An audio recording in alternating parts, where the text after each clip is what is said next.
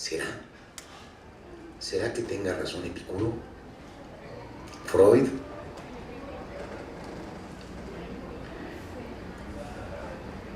¿No tendremos conciencia de la muerte a través de otro mecanismo que no sea estrictamente el racional? Si yo digo un silogismo, todos los hombres son mortales, yo soy hombre, yo soy mortal, no me pasa nada. Pero ¿qué pasa cuando me angustio? Cuando aparentemente no hay ningún motivo que me produzca un temor, porque el miedo y el temor tienen algo identificable que lo produce. ¿Qué pasa cuando es un porque sí? Y sin embargo me angustio.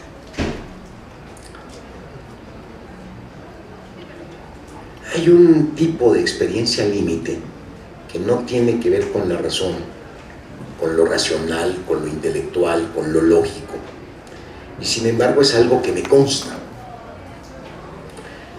Son ciertas vivencias que duran un instante, no son posibles de sostener.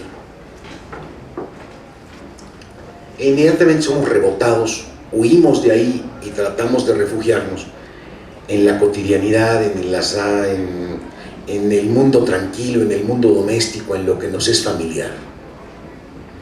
No sé si las han tenido,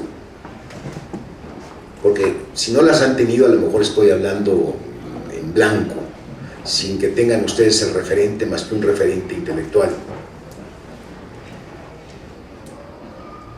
Pero triangulemos la experiencia, busquemos una forma de, aunque no la hayan tenido, que se den cuenta que no solamente se las propongo, sino hay alguien que la ha tenido, la ha logrado cifrar, y veamos lo triangulado.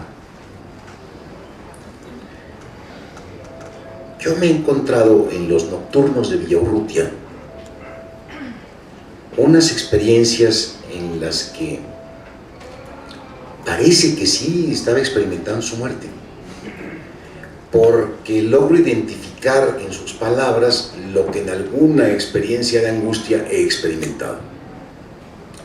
Y me doy cuenta que no es que me imagine debajo de las ruedas del tren, o no es que me imagine colgado de un árbol, o no es que me imagine en un hospital después del último tosido con el que arroje el último pedacito de pulmón.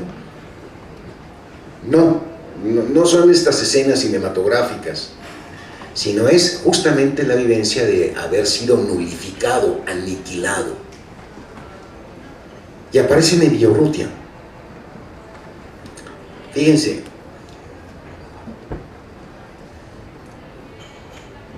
cuando en la soledad de un cielo muerto brillan unas estrellas olvidadas y es tan grande el silencio del silencio que quisiéramos de pronto que hablara, o cuando de una boca que no existe sale un grito inaudito que nos echa a la cara su luz viva y se apaga y nos deja una ciega sordera, dudo si responder a la muda pregunta con un grito por temor de saber que ya no existo, porque acaso la voz tampoco vive sino como un recuerdo en la garganta, y no es la noche sino la ceguera la que llena de sombras nuestros ojos, y porque acaso el grito es la presencia de una palabra antigua, opaca y muda que de pronto grita, porque vida, silencio, piel y boca, y soledad, recuerdo, cielo y nada, nada son sino sombras de palabras que nos salen al paso de la noche.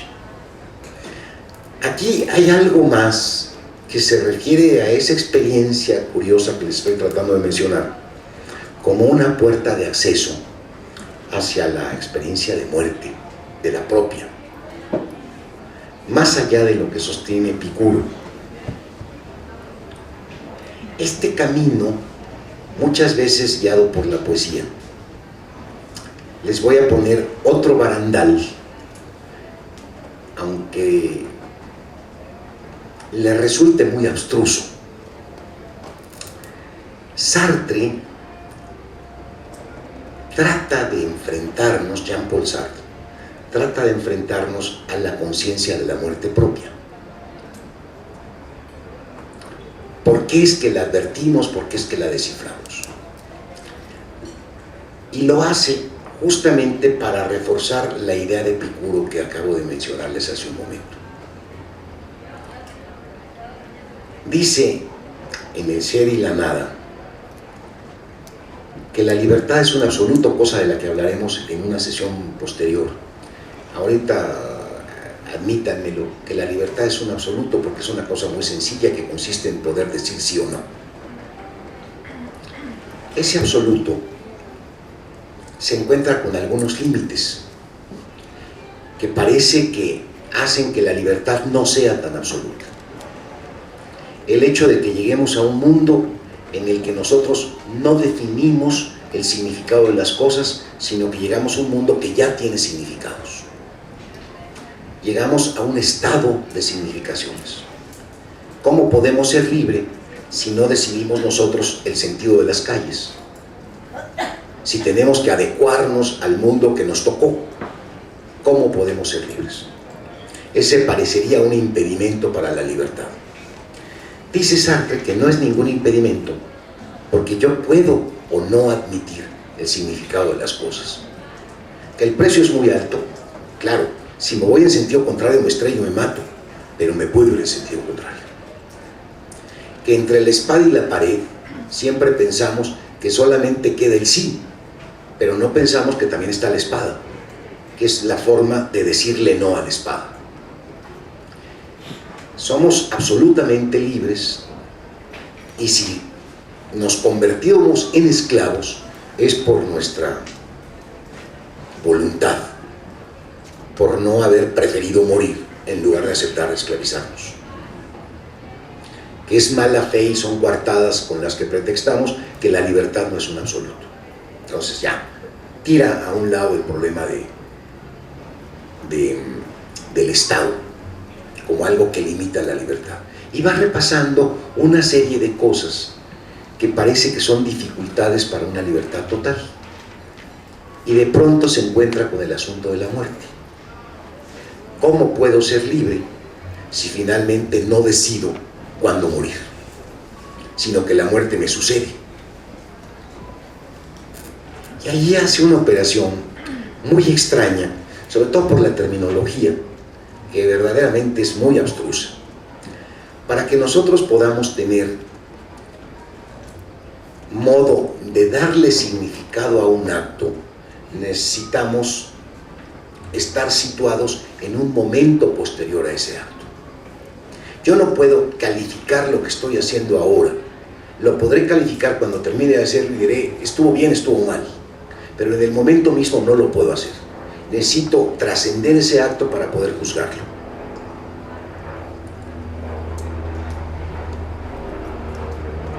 El poder trascender mi acto me permite estar en una situación.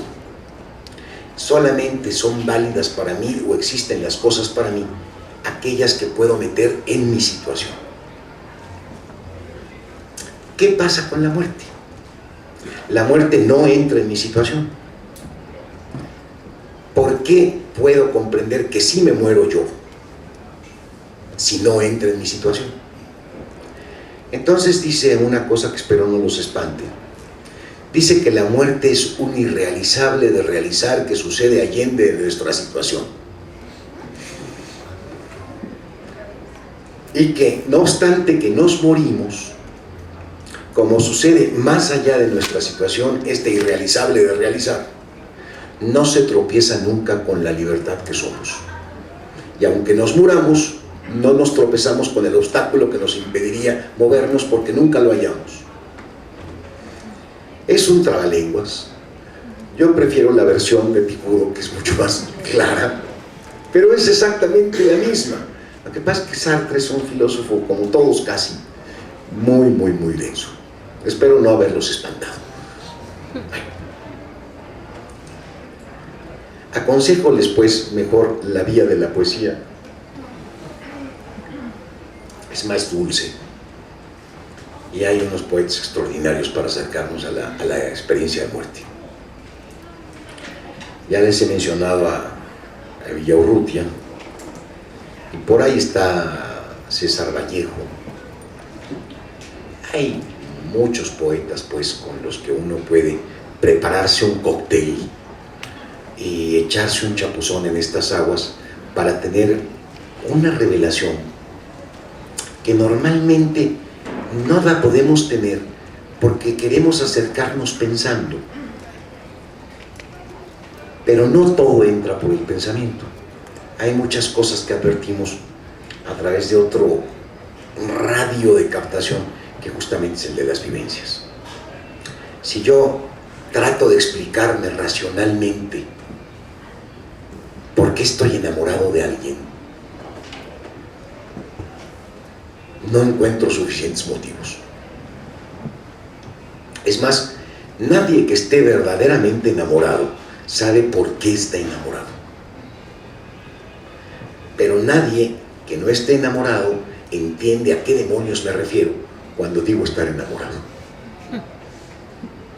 ¿Por dónde nos entra el conocimiento de la dimensión del amor? No es a través de la reflexión, no es a través de la razón. Es muy bonita la definición platónica de que somos seres andróginos y nos completamos. Es pura explicación racional. Pero la experiencia que se tiene cuando eso pasa, ¿de dónde nos llega? Pues a través de la ventana de las vivencias.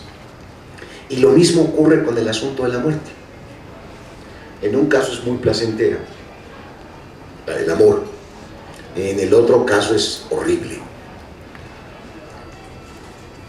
No hace falta un detonador así como una enfermedad mortal para experimentar esto, ni haber salido ileso de un accidente que pudo habernos costado la vida.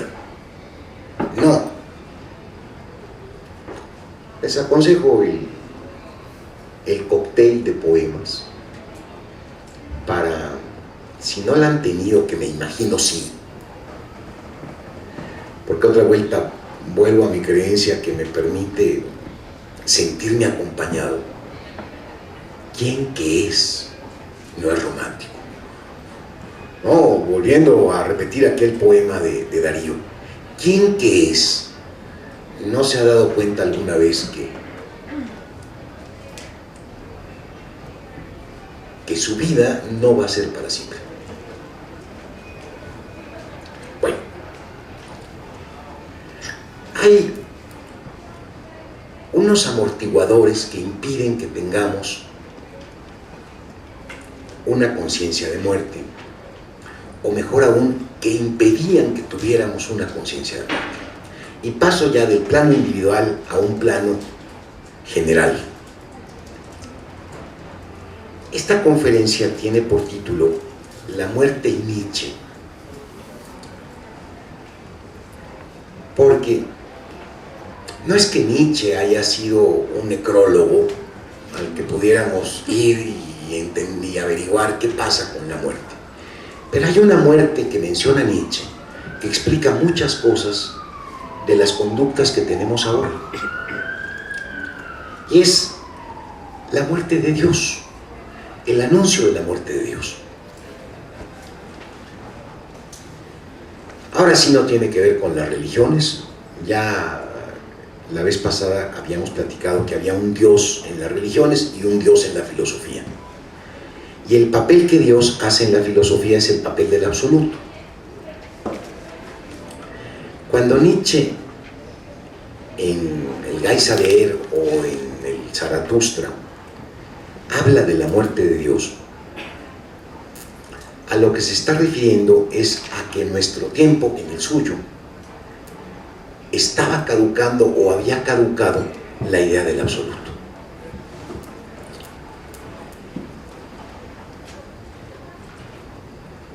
Y déjenme hacer una contextualización que nos va a servir para muchas cosas.